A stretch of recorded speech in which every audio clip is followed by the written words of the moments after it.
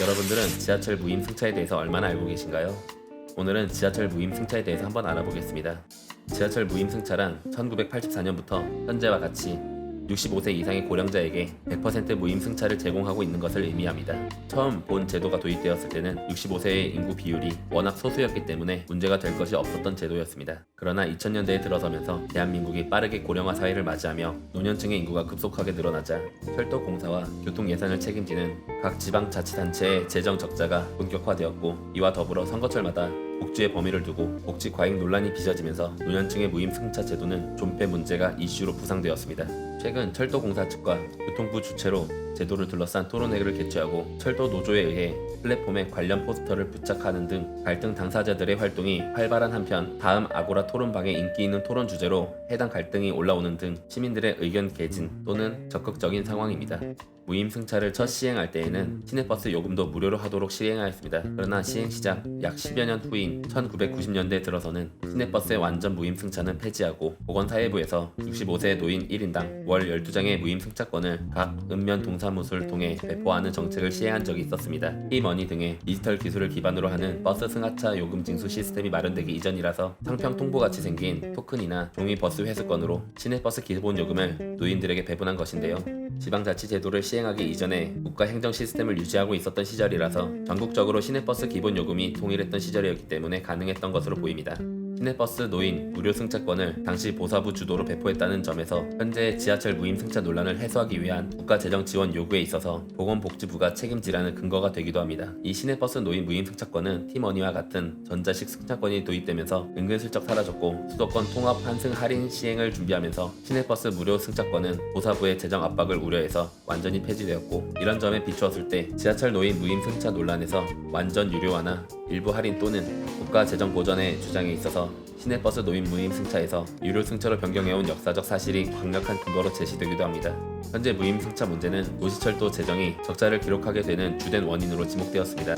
원래는 객차 내에 깽판을 부리는 개념 없는 일부 노인 문제와 함께 도시철도 내부 문제선으로만 알려져 있는 문제였으나 운임료의 책임을 두고 지방자치단체와 중앙정부의 문제로 확대되면서 무상급식 등의 복지를 둘러싼 정치적 이슈에 포함되면서 갈등이 커졌고, 지하철 무임승차의 재정 지원에 관한 중앙정부의 책임 규정 없이 무료 이용에 관한 법률만으로 지정되어 있어 적자 문제에 대한 책임 소재가 불분명한 실정입니다.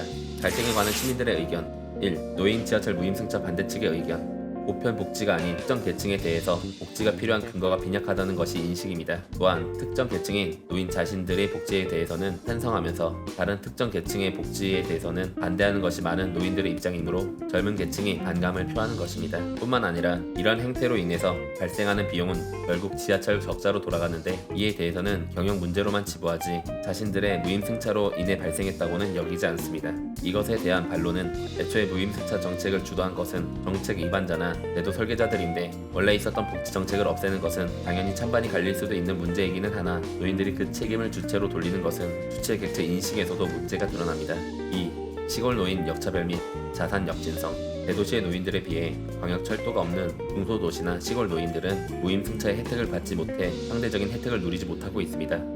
즉, 거주 지역에 대한 차별이고, 이단 지하철뿐만 아니라 시골 지역은 교통편의 부족과 높은 이동 비용으로 인해 문화생활을 즐기기 어려운데, 이를 고려하면 오히려 거꾸로 도시 노인이 아니라 시골 노인에게 보조를 해야 타당하죠. 이러한 측면에서 소득 재분배의 형평성이 어긋나며 역진적인 보조입니다. 소득 재분배를 고려하면 연령이 아니라 소득을 기준으로 교통비를 보조해야 정당하고, 넉넉한 중산층 노인이 아니라 청년이라도 생계가 곤란한 저소득층 가게가 교통비를 보조받는 것이 마땅합니다. 또한 수혜자 계층의 자산과 소득을 고려하면 이 제도가 가진 역전성과 불평등성이 드러나게 되는데요. 일반적으로 지하철이 깔려있는 대도시의 노인들은 지하철이 없는 노인들에 비해 자산도 많고 경제력 수준도 상당히 높은 편입니다. 따라서 이를 비판하는 사람들은 무임제를 유지하려면 버스에도 노인 무임승차를 확실히 전국적으로 정착을 시키거나 전국 공통으로 하루 2회 정도만 버스, 지하철을 불문하고 무임승차를 제공하여 지하철이 있는 지역과 없는 지역 사이의 불평등을 해소해야 된다고 주장합니다.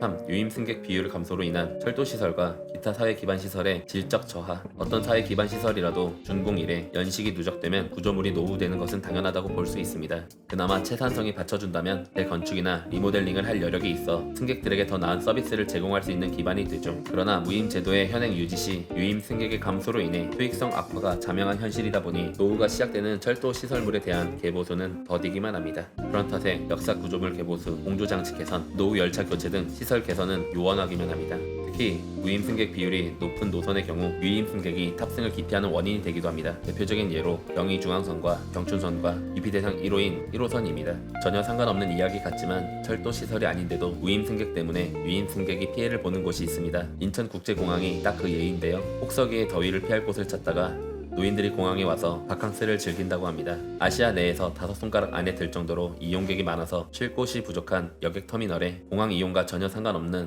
노인들이 공항 내 휴식 공간을 점유하고 있으니 여행객들의 눈살을 찌푸리게 만들고 있습니다. 공항 철도의 운임이 비싼 건 영종대교의 통행료가 가산된 측면이 있으나 노인들은 이를 전혀 적용받지 않고 있는 황당한 상황이 벌어졌습니다. 더 심각한 건 공항 철도에 승객 통제가 안 되다 보니 노숙자까지 공항 내로 들어오기 시작했다는 것입니다. 국가의 제1가문의 역할을 수행하고 있는 공항에 노인과 노숙자가 많아지게 되면 한국을 방문하는 외국인들이 한국 땅을 최초로 밟자마자 눈에 비치는 국격이 어떻게 보일지는 불보듯 뻔합니다. 아니, 우영적인 국격의 문제가 아니라 이미 과도한 노인 방문객 때문에 불편함을 호소하는 사례가 늘어나고 있습니다. 타 OECD 국가들은 노인이 100% 무임을 받기 위한 조건이 굉장히 까다로운 편에 속하며 이마저도 할인 운임에 대한 부담 주체가 명시되어 있습니다. 쉽게 말해 한국처럼 만 65세가 넘겼다고 묻지도 따지지도 않고 공짜로 지하철표를 주는 선진국은 없습니다. 옆나라 일본만 보아도 한국과 같이 공적 자본이 투입된 도시철도 사업자들이 노인에게도 무조건적 무임 제공을 하지 않는 것만 보아도 결국 노인복지법의 광역철도 무임 항목은 운임 부담 객체의 여론을 전혀 고려하지 않은 포퓰리즘의 사물이라는 것을 보여주고 있습니다.